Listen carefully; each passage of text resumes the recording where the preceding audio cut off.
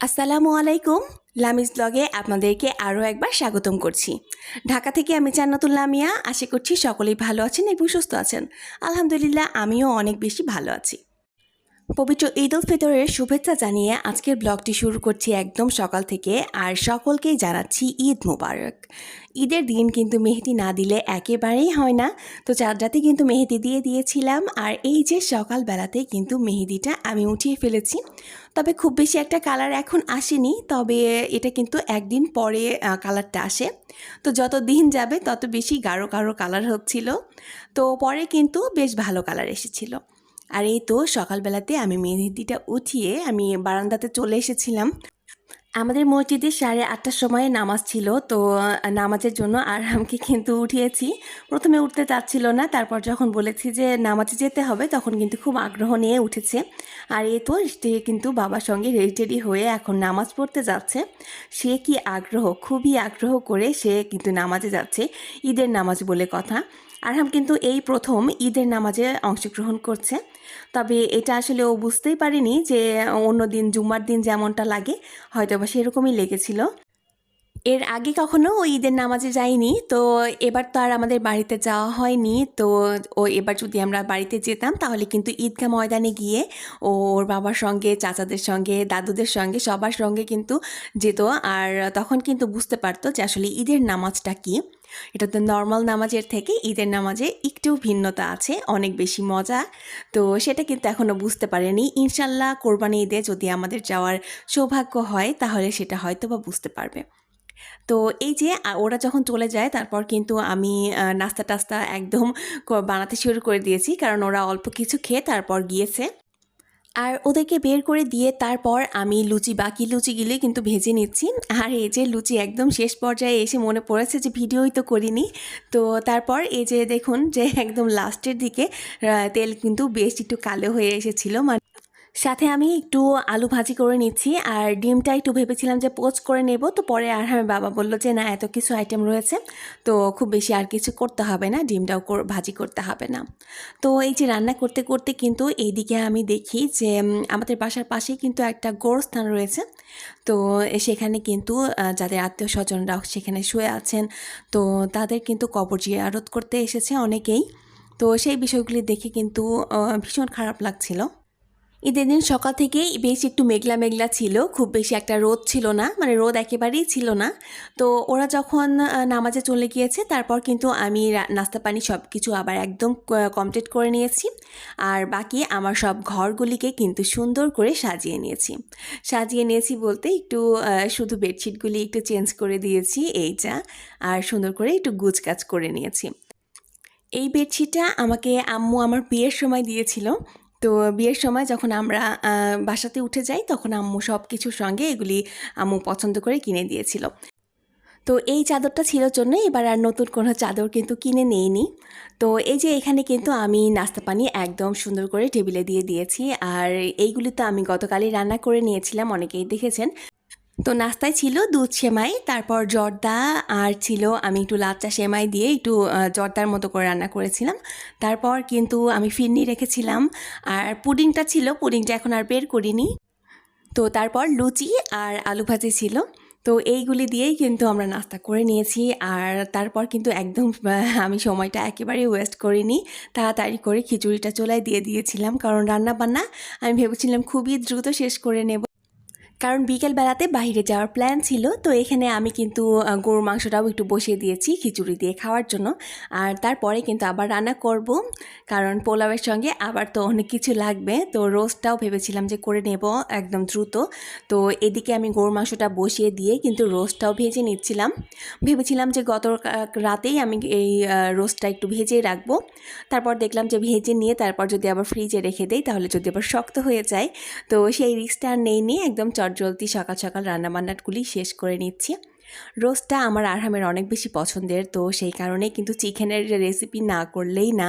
তো এখানে আমি অল্প করে ভেজে নিয়েছি, খুব বেশি একটা গাঢ় করে ভাজিনি, একদম হালকা করে ভেজে নিয়ে তারপর তুলে রেখে দিয়েছি। এরপর কিন্তু তেমন একটা ভিডিও করা হয়নি, কারণ আমি যদি ভিডিও করতে যেতাম তাহলে অনেকটা সময় লেগে যেত, আর আমি খুব দ্রুত কাজগুলি শেষ করতে চাচ্ছিলাম যেন সুন্দর করে মেকআপ করে বাইরে যেতে পারি। তো এই যে এদিকে কিন্তু আমি ঘরটা একেবারে সুন্দর করে গুছিয়ে নিয়েছি। আরহামের টুকিটাকি যেসব খেলনাগুলি আছে যেগুলি নিয়ে খেলে না, তো সেগুলি আমি উপরে সাজিয়ে দিয়েছি। আর এই তো ফাইনাল লুক বাড়ির, একেবারে চকচকা ঝকঝকা করে ফেলেছি। এরপর দুপুরেও কিন্তু খাওয়া দাওয়া শেষ করে তারপর কিন্তু একটু ছাদে গিয়েছিলাম, আর ছাদে ভিডিও নিতে একেবারেই মনে নেই। আমরা কয়েকটা ছবি উঠিয়েছিলাম, সেগুলি আপনাদের সঙ্গে শেয়ার করলাম। তারপর আমাদের বাড়ির পাশে যে খেলার মাঠটি আছে, তো সেখানেও একটু গিয়েছিলাম। আর ওখানে বসে আইসক্রিম খেয়ে তারপর কিন্তু রিক্সায় উঠেছি। তো খুব বেশি একটা দূরে যাওয়ারই প্রথমে প্ল্যান ছিল, কিন্তু আমরা করেছিলাম কি দুপুরে না ঘুমিয়ে পড়েছিলাম। তো সেই কারণে আমাদের কিন্তু বের হতে হতে একটু দেরি হয়ে গিয়েছিল। আর আরহামের বাবা বলল যে যেহেতু দেরি হয়ে গিয়েছে, তো এখন আর খুব বেশি দূরে আর যাওয়ার দরকার নেই। তো গিয়েছিলাম আমরা রাজারবাগ পুলিশ লাইনে। তো পুলিশ লাইনের ভেতরে কিন্তু অনেকেই আসে ফ্যামিলি নিয়ে, বাচ্চা কাচ্চা নিয়ে, যেন ওরা ওই মাঠটার মধ্যে অনেক খেলাধুলা করতে পারে। তো বাচ্চারা অনেক মজা করে খেলাধুলা করছিল। তো এর মাঝে যে আমার আরহাম তো অনেক বেশি গাড়ি পছন্দ করে, তো তার ভেতর যে এত গাড়ি, তো সে কিন্তু গাড়ি দেখে একেবারে দিশাহারা হয়ে গিয়েছে। আর যেহেতু সেই দিনটা একটু গরম ছিল, তো এই কারণে আমরা কিন্তু বেশি একটু কমফোর্টেবল ড্রেস পরেছিলাম, মানে আরহামের মেইন ড্রেস পরাইয়ে নিয়ে। আর মানে আরহামের বাবাকেও কিন্তু পাঞ্জাবি না পরিয়ে ও কিন্তু টি শার্ট পরে এসেছে। তবে এর মধ্যেও কিন্তু কাহিনী আছে। তার কারণ হচ্ছে যে আমার যেহেতু ড্রেসের কালারটা ব্ল্যাক ছিল, আর সেই কারণেই আমি কিন্তু ওদের দুজনকেও ব্ল্যাকই পরিয়েছি, একেবারে সিম্পলের মধ্যে। তো আমাদের তিনজনের গ্রুপ ছবি নিয়েছিলাম কিছু, তো সেগুলি আর শেয়ার করলাম না। আর এই যে রাজারবাগের ভেতরে কিন্তু অনেক বড় বড় ঘোড়া রয়েছে। তো জানি না আমার আপুরা দেখে হয়তো বা হাসবে যে এত বাদ দিয়ে এখানে কেন গিয়েছে। তো আসলে কি, যখন মেয়ে থেকে মা হয়ে যায়, তো তখন কিন্তু ব্যাপারটা একেবারেই অন্যরকম থাকে। কারণ আমি যখন আরহাম যখন ছিল না, যখন আমরা দুজন ছিলাম, তখন কিন্তু আমরা দেখা যাচ্ছে ঢাকা শহর আনাচে কানাচে ঘুরে বেড়াতাম। কিন্তু এখন কিন্তু সেরকম প্ল্যান আর করা হয় না। এখন কিন্তু এই যে এইরকম একেবারে নিরিবিলি জায়গা পছন্দ। এই জায়গাটি কিন্তু আমার কাছে ভীষণ পছন্দের। তো এটা কিন্তু খুব ভালো লেগেছিল, দোলনা যেহেতু ছিল। তো আরহামকে নিয়ে বেশ একটু মজাই কাটিয়েছিলাম তখন। তো যেটা বলছিলাম আসলে, তো বাচ্চাদেরকে নিয়ে আমরা এমন একটা জায়গায় যাব যেখানে বাচ্চারা কমফোর্টেবল থাকবে এবং বাচ্চাদের খুবই মজা লাগবে, ওরা অনেক বেশি আনন্দ করবে। তো আমরা যদি এখন আমাদের মতনই যদি জায়গায় যাই, তাহলে কিন্তু বাচ্চারা তেমন একটা মজা করতে পারবে না। তবে আমি আমার দিকটা না ভেবে, আমি যখন আমার ছেলের ব্যাপারটা বুঝে যখন ওর জন্য আমি ওই জায়গাটাতে গিয়েছিলাম, ও কিন্তু সেই ঘোড়া এবং গাড়ি এগুলি দেখে কিন্তু অনেক খুশি হয়েছে। তো এখন কিন্তু ওর খুশি দেখার জন্যই আসলে সব সময় বসে থাকা। তো ও খুশি মানেই আমরা সকলেই খুশি।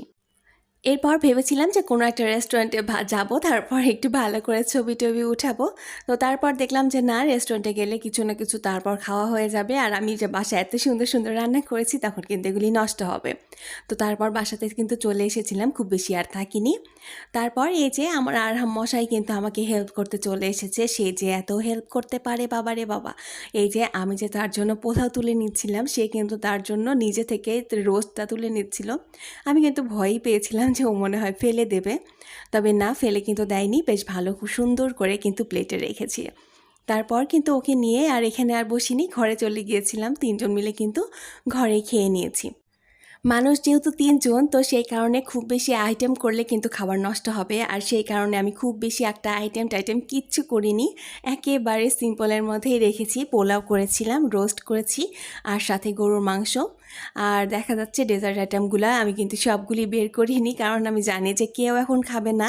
আমার বাড়িতে মিষ্টি একেবারেই চলে না, কিন্তু তবুও আমার মন মানে না যে একটু রান্না করি, দেখা যাচ্ছে খাওয়া হবে। তো এই যে আমার আরহাম কিন্তু পুডিংটা অনেক বেশি পছন্দ করে, তো ওর জন্য পুডিংটা বের করে নিয়েছি। ও খাওয়ার পরে দেখা যাচ্ছে যে পুডিংটা খাবে। অবশ্য খায়ও কিও, একদমই অল্প একটু খেয়েছিল, খুব বেশি খায়ও নি রাতে। তাও সে পুরা গাড়ি টাড়ি একদম পাহাড় নিয়ে বসেছে একদম এই যে বিছানায়, মানে মানুষ বসার জায়গা নেই। তো এরকম করে নিয়েই তারপর ওকে একটু খাইয়ে দিয়েছিলাম, খুব বেশি একটা খাইনি। তো আজকে ভিডিওটি এই পর্যন্তই রাখছি, দেখা হয়ে যাবে পরের ভিডিওতে। সকলকেই জানাচ্ছি খোদা হাফেজ, আসসালামু আলাইকুম।